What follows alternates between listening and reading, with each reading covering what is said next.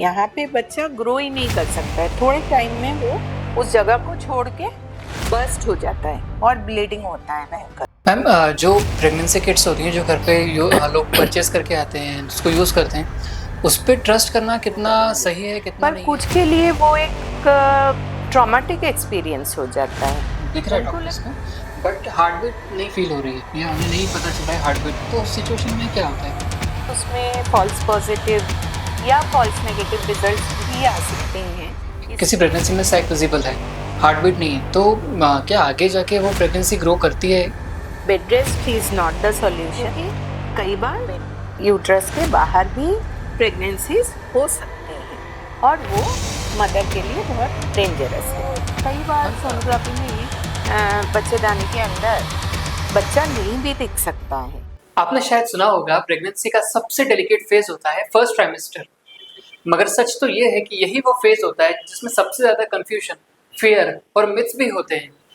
Pregnancy test positive आता है और फिर शुरू होता है इमोशंस का रोलर कोस्टर।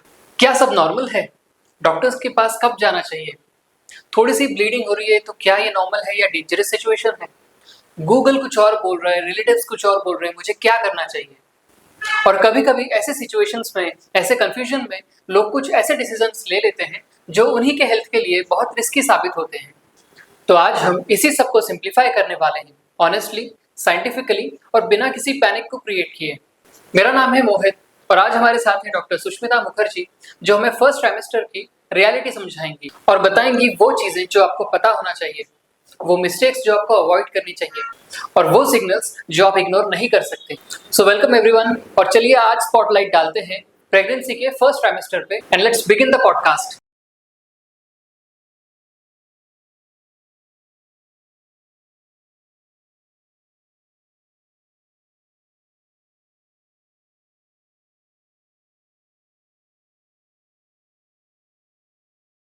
हेलो मैम, कैसे हैं आप?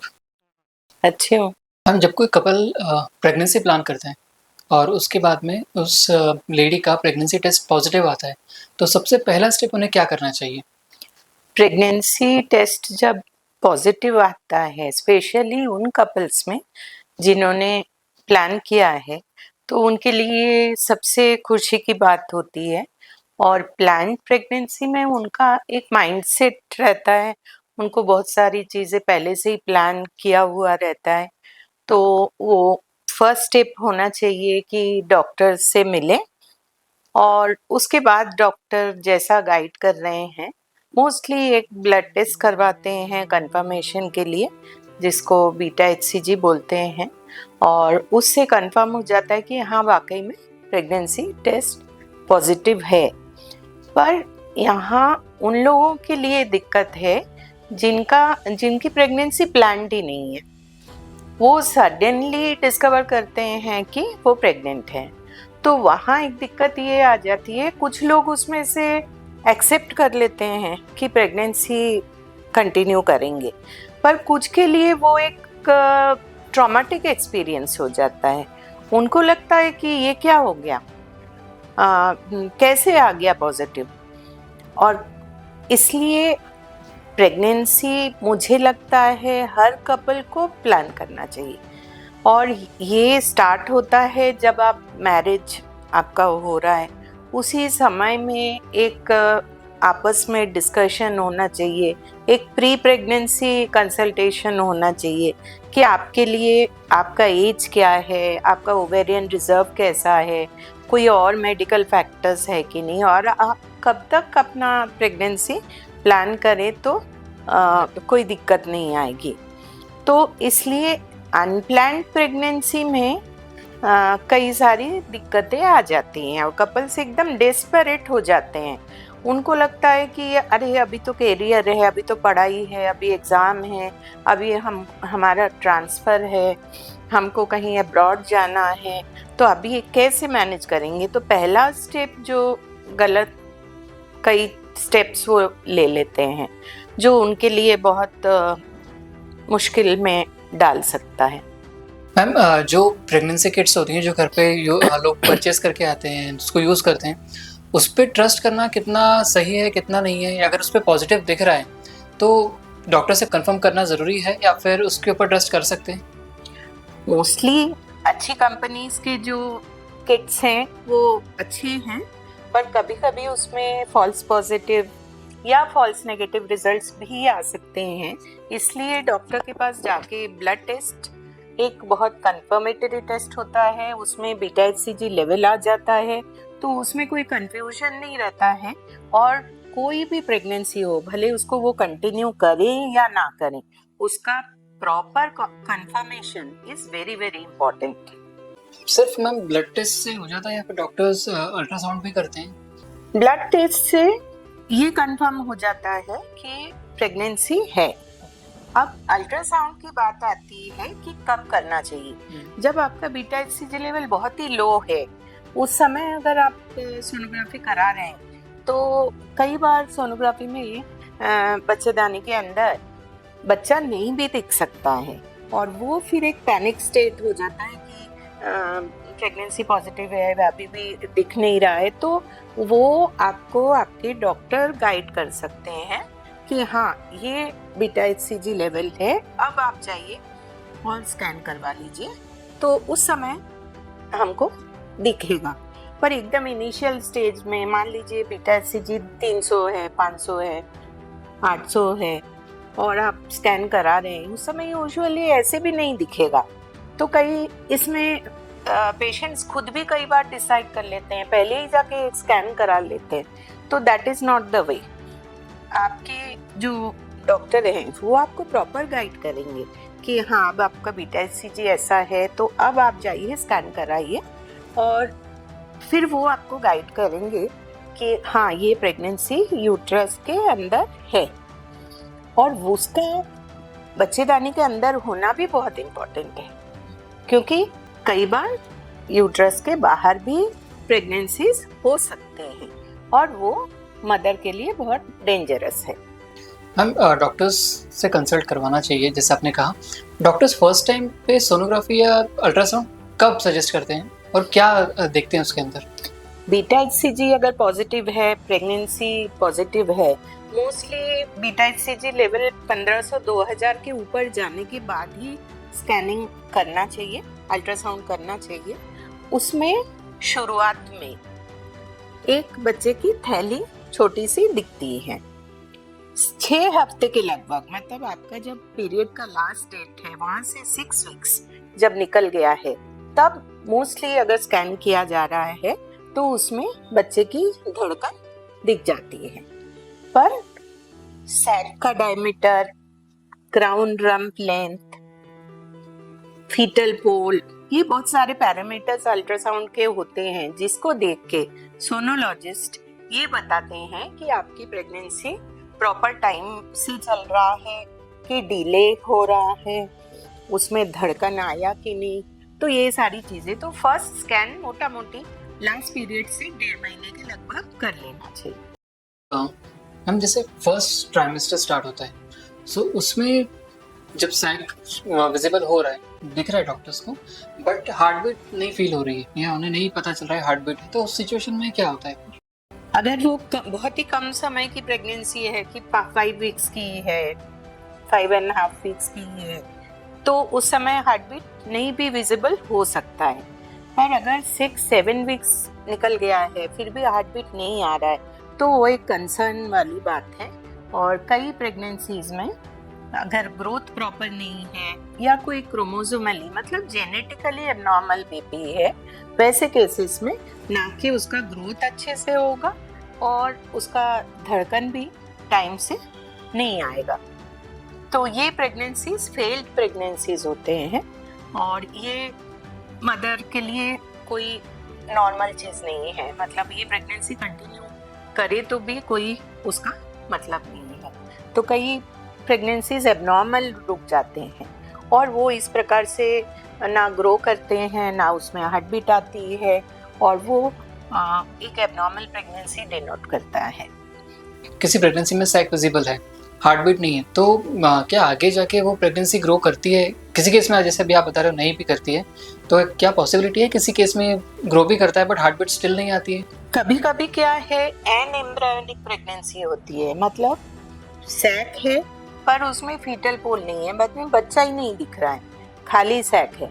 ये प्रेगनेंसीज ग्रो तो करते जाते हैं, पर कितना ही ग्रो कर ले उसके अंदर ना फीटस दिखता है, ना एम्ब्रियो दिखता है और हार्ट बीट भी नहीं आता है।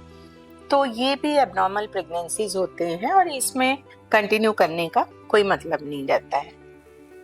कितने ड्यूरेशन के अंदर तक कपल ने आइडेंटिफाई कर लेना चाहिए डॉक्टर के कंसल्टेशन से कि ये जो प्रेगनेंसी है ये हेल्दी प्रेगनेंसी है, और अगर हेल्दी प्रेगनेंसी नहीं है तो कितने टाइम के अंदर उसे रिमूव कर देना चाहिए, वरना फिर ये डेंजर कॉज करने लग जाता है लेडी को?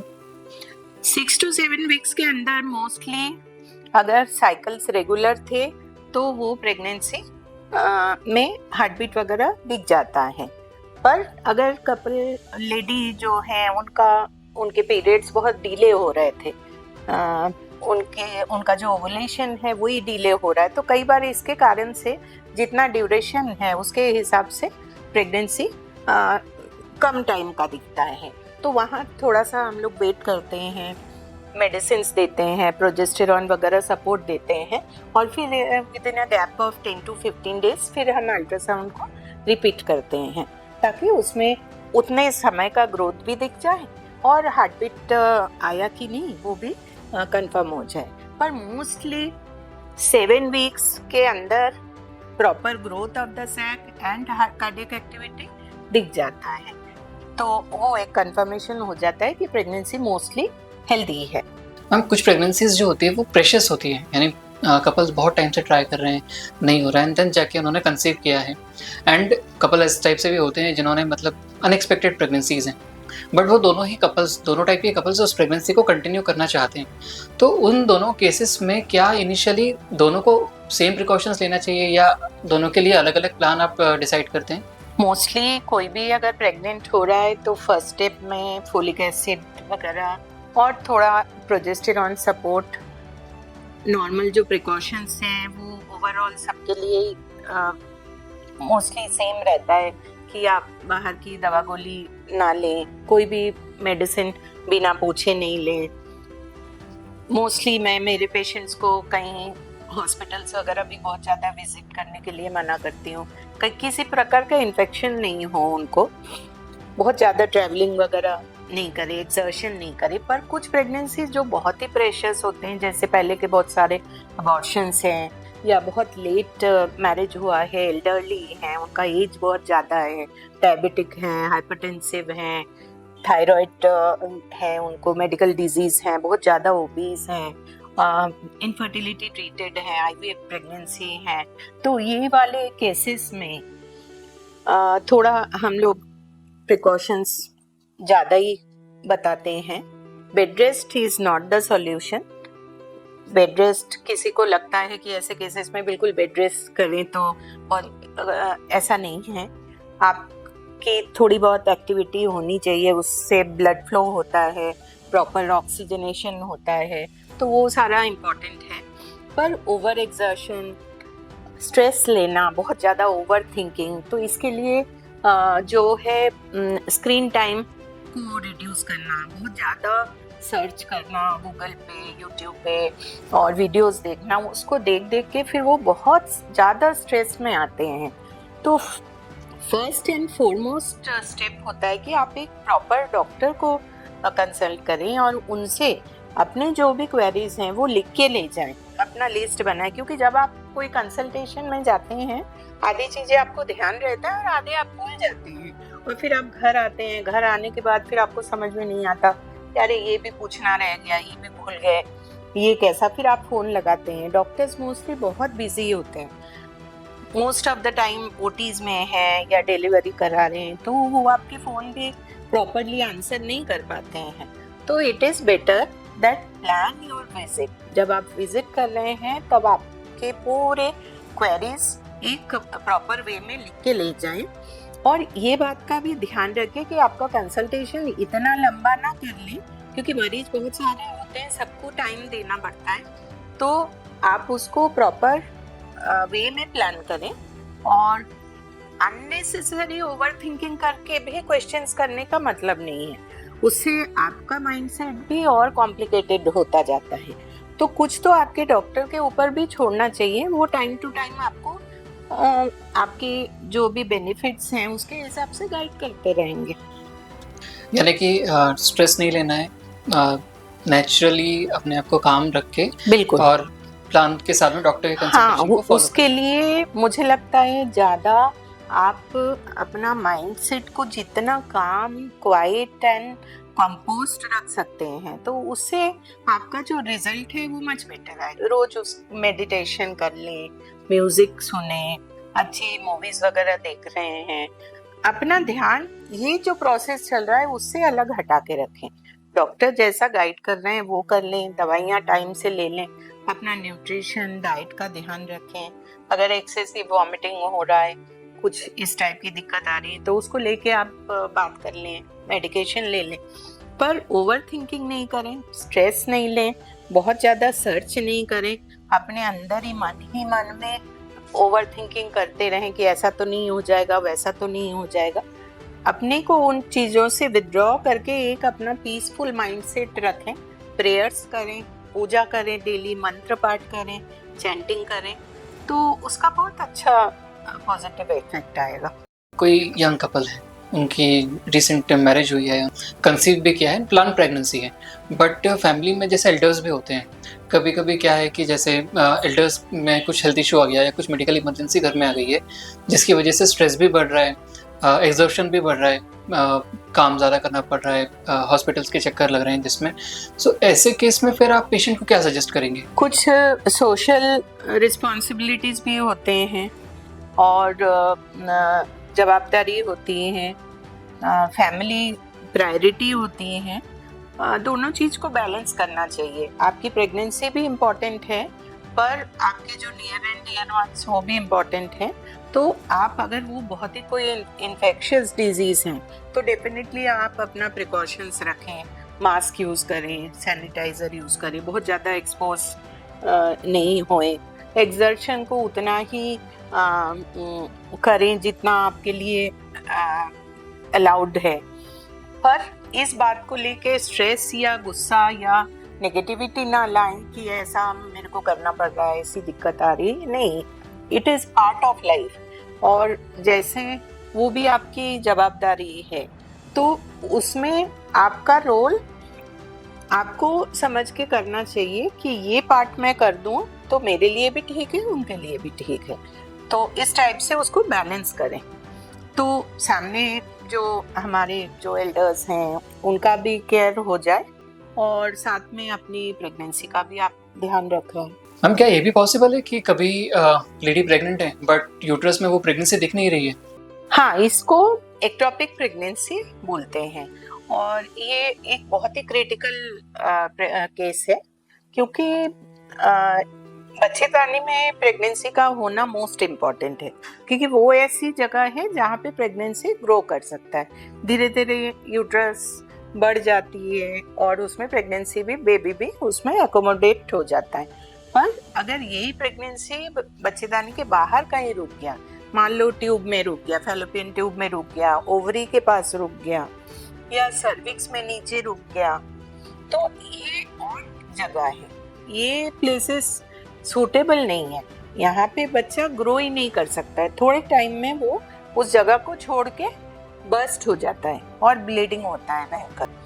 फैलोपियन ट्यूब की प्रेगनेंसी जो है एक्टोपिक प्रेगनेंसी वो मोस्ट कॉमन है और जिनके ट्यूब्स इन्फेक्टेड है, जिसको सैल्पिंजाइटिस बोलते हैं, उनके लिए ये रिस्क फैक्टर होता है कि उनकी प्रेगनेंसी वहीं पे रुक जाए और वो यूट्रस के अंदर नहीं आए। तो एक्टोपिक प्रेगनेंसी डॉक्टर्स डायग्नोज करते हैं और इसका डायग्नोज होना बहुत ज़्यादा इम्पोर्टेंट है क्योंकि हम उसको कंटिन्यू नहीं कर सकते किसी भी हालत में, उसके मेडिकेशंस आते हैं, उसको फॉलो करना पड़ता है, उसके लिए रिपीटेड अल्ट्रासाउंड होते हैं, रिपीटेड ब्लड टेस्ट्स होते हैं, बीटा HCG, जिससे कि हम फॉलो करते हैं कि वो ग्रो हो रहा है कि वो रिग्रेस हो रहा है।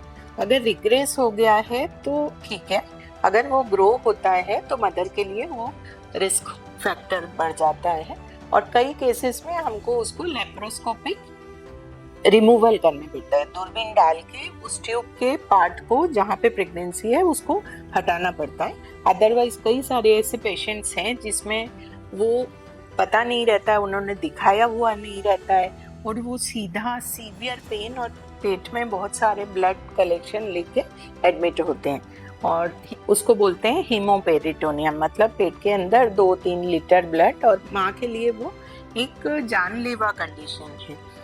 तो वहाँ तक पहुँचना गलत है। अगर आपके डॉक्टर के पास आपका कंसल्टेशन रेगुलर है तो वो आपको ज़रूर से गाइड कर देंगे। मैम, जो प्रेगनेंसी यूट्रस के बाहर कभी डेवलप हो जाती है तो उसके लिए कितने टाइम में सोनोग्राफी करवाते हैं डॉक्टर? वो प्रोटोकॉल हर केस में अलग होता है। मोस्टली एक बीटा HCG और एक अल्ट्रासाउंड, इसको सीरियली करना पड़ता है रिपीट, जैसे हफ्ते में 2 बार। डिपेंड्स कि वो लेवल बढ़ रहा है या घट रहा है, उसके ऊपर डिपेंड करता है। अपने को बच्चेदानी के बाहर साइड में एडनेक्सा बोलते हैं, वहाँ पर कोई छोटा सा कोई गठान जैसा दिख रहा है कि नहीं, या कई बार वहाँ बच्चे की थैली दिख जाती है, उसमें हार्ट बीट तक दिख जाता है।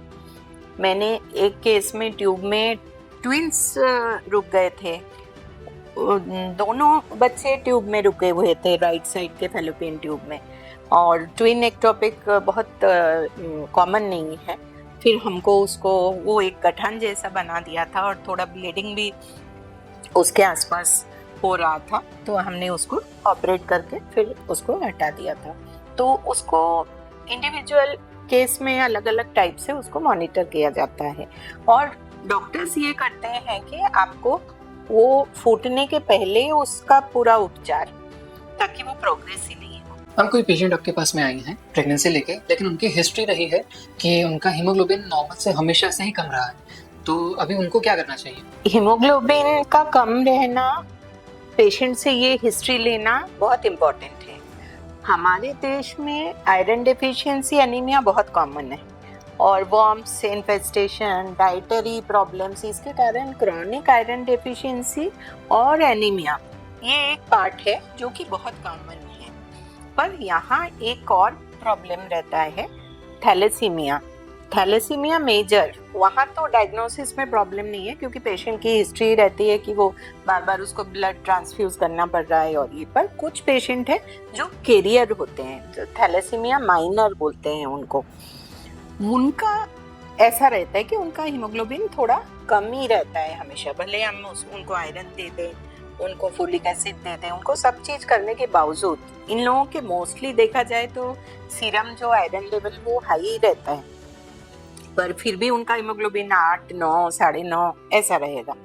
तो इसका डायग्नोसिस इज इम्पोर्टेंट, क्योंकि अगर वो मदर थैलेसीमिया माइनर कैरियर है तो उसके जो पार्टनर है, जो हस्बैंड है, उनका हीमोग्लोबिन इलेक्ट्रोफोरेसिस टेस्ट होना जरूरी है, क्योंकि कपल्स में अगर दोनों ही माइनर है तो 25% केसेस में बच्चा मेजर थैलेसीमिया लेके पैदा हो सकता है, जो कि पेरेंट्स के लिए एक बहुत बड़ा चैलेंज हो जाता है, ट्रॉमा हो जाता है, और उसका एंटीनेटल पीरियड में थैलेसीमिया मेजर बेबी है कि नहीं डायग्नोस करना इम्पोर्टेंट हो जाता है। इसलिए ऐसी कोई हिस्ट्री वाले पेशेंट के लिए हीमोग्लोबिन कम है हमेशा, उसका थैलेसीमिया प्रोफाइल देख लें, हीमोग्लोबिन इलेक्ट्रोफोरेसिस कर लेना बहुत इम्पोर्टेंट है।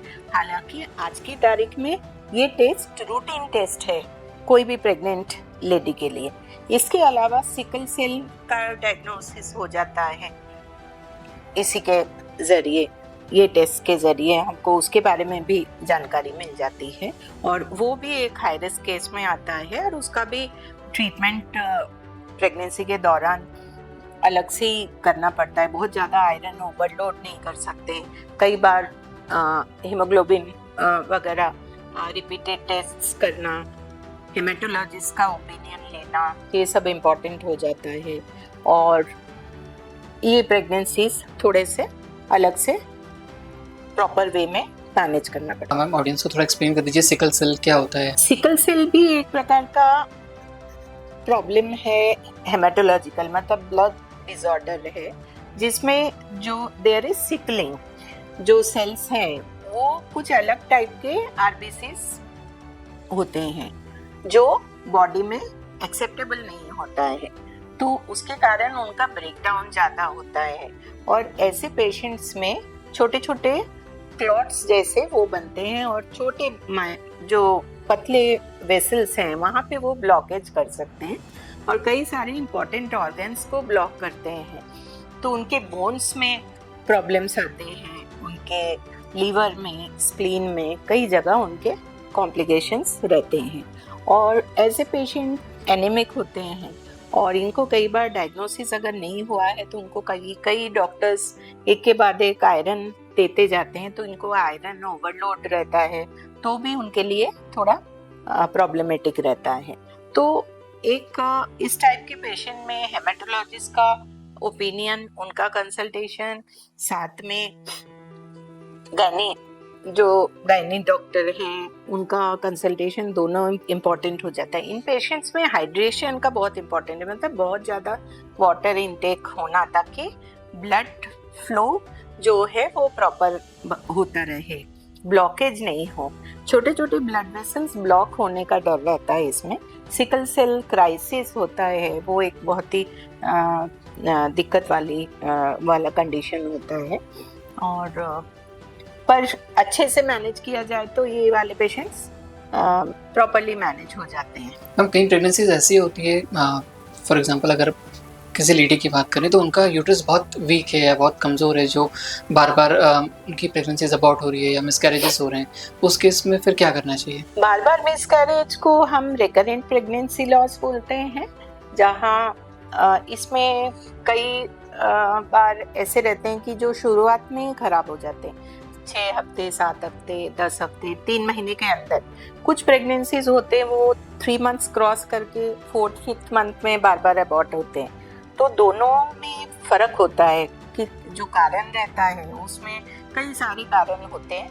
कुछ जेनेटिक प्रॉब्लम होते हैं, कुछ मेटाबॉलिक डिजीज रहते हैं जिसमें डायबिटीज आ गया, थायराइड आ गया, कुछ थ्रोम्बोफिलिक प्रॉब्लम्स रहते हैं, ऑटो इम्यून डिजीजेस रहते हैं जिसमें थ्रोम्बोफिलिया प्रोफाइल वगैरह हम लोग करवाते हैं।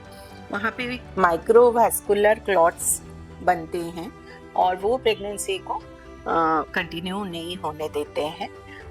इन सभी केस का कई बार पेरेंट्स को जेनेटिक प्रॉब्लम रहता है, वो ट्रांसफ़र होता है बार बार, तो ये सारे प्रॉब्लम्स का इवैल्यूएशन करना पड़ता है।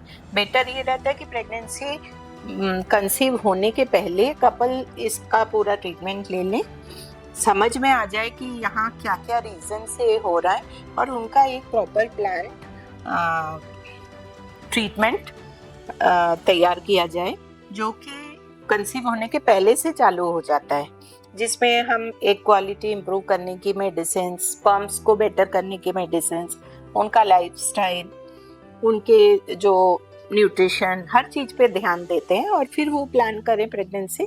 और फर्स्ट 3 मंथ्स का जो ट्रीटमेंट है वो बहुत ही proper monitored and properly managed होना चाहिए। मैम कई बार एक से ज़्यादा बेबीज रुक जाते हैं, फॉर एग्जांपल कई बार ट्विंस हो गए, कई बार ट्रिपलेट्स हैं, कई बार तो 4-4 बेबीज तक रुक जाते हैं, तो ये क्या होता है और कैसे होता है? ये ट्रिपलेट्स, क्वाड्रुपलेट्स, ये मतलब 3 रुकना, 4 रुकना, ये ट्विंस, ये एकदम नेचुरली थोड़ा कॉमन नहीं है, क्योंकि मोस्टली जो भगवान ने जो सिस्टम बनाया है उसमें एक साइकिल में 1 या 2 एक मैक्सिमम बनते हैं नेचुरली।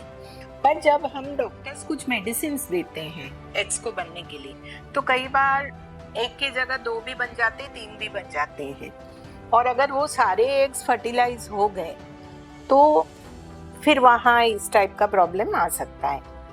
आईवीएफ में जैसे आप जितने एम्ब्रियो डालेंगे उसके हिसाब से प्रेगनेंसी कंटिन्यू होगा, पर आज की तारीख में आईवीएफ में भी धीरे धीरे हम उस एरा में आ गए हैं जहाँ सिंगल एम्ब्रियो ट्रांसफ़र करने की बात है।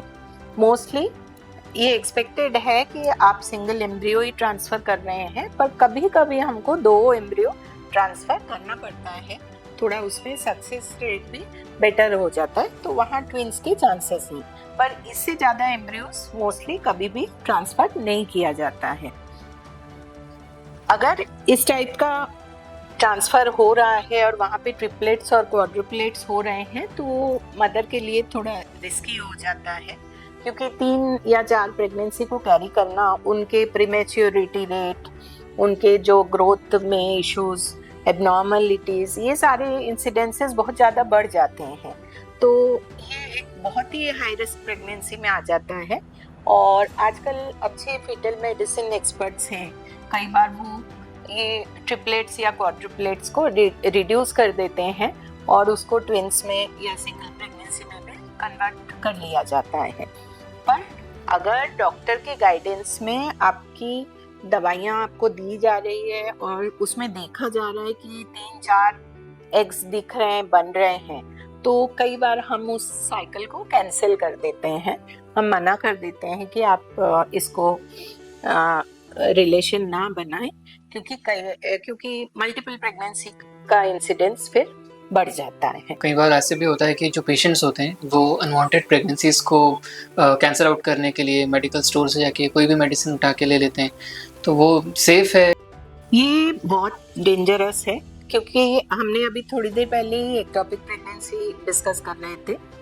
तो अगर आपने मेडिसिन ले ली और आपका एक्टोपिक प्रेगनेंसी है, मोस्टली जो एमटीपी किट जो आती है, मिफेप्रिस्टोन वगैरह, मिज़ोप्रोस्टोल, वो एक्टोपिक प्रेगनेंसी के लिए नहीं होता है, उसके लिए मेथोट्रेक्सेट दिया जाता है। मिफेप्रिस्टोन रियरली कभी यूज़ होता है, पर वो उतना इफेक्टिव भी नहीं है।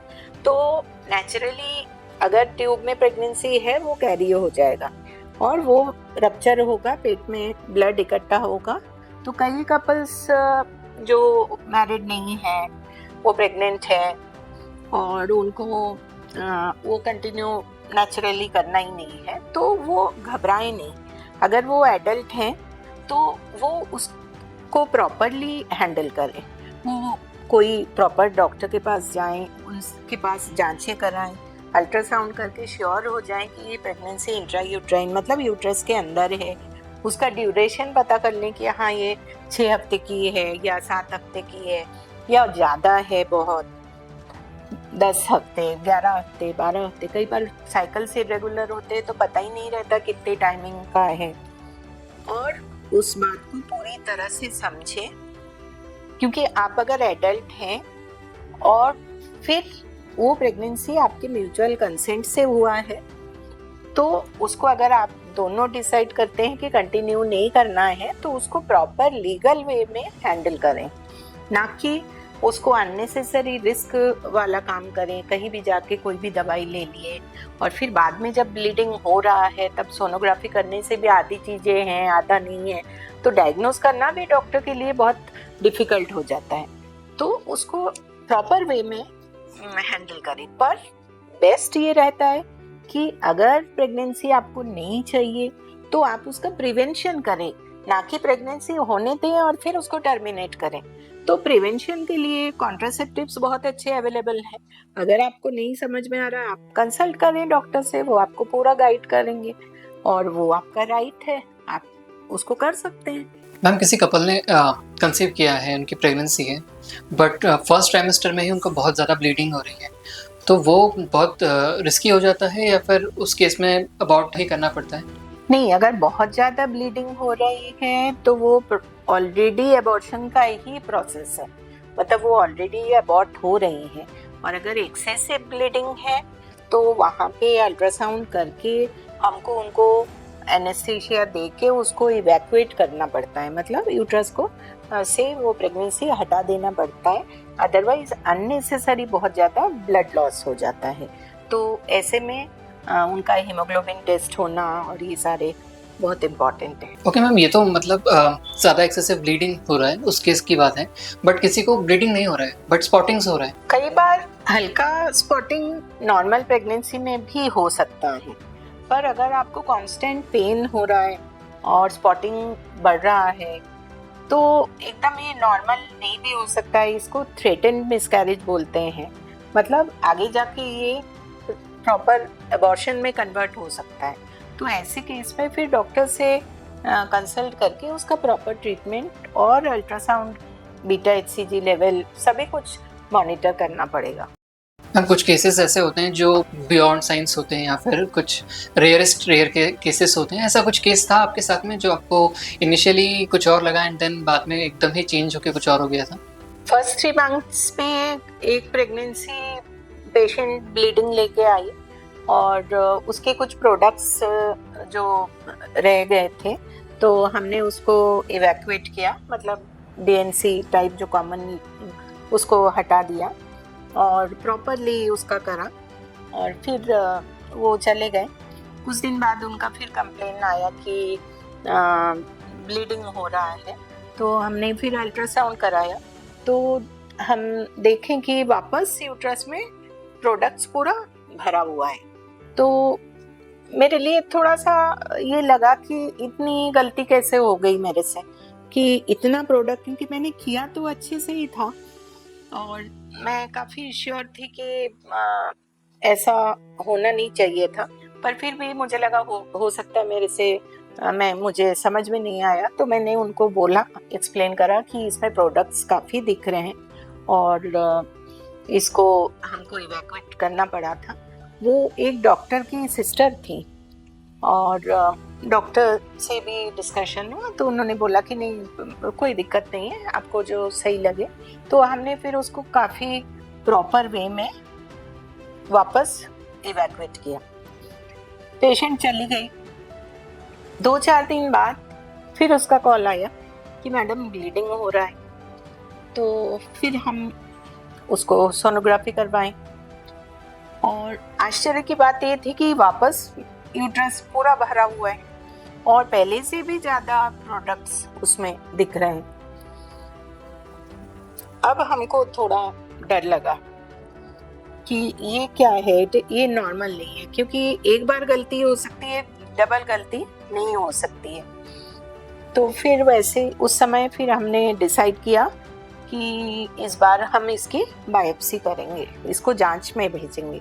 प्रेगनेंसी में एक कंडीशन होता है जिसको कोरियोकार्सिनोमा बोलते हैं, कैंसर ड्यू टू प्रेगनेंसी। ये वो केस था और फिर हम इस बार उसको बायोप्सी भेजें और वो पॉजिटिव आया। इसका बहुत अच्छा ट्रीटमेंट है, मेडिकल मैनेजमेंट है, इंजेक्शन केमोथेरेपी वगैरह, और धीरे धीरे वो ट्रीटमेंट उनको दिया गया और पेशेंट रिकवर हुई और उसके बाद वो कंसीव भी हुई, डिलीवर भी कराया हमने।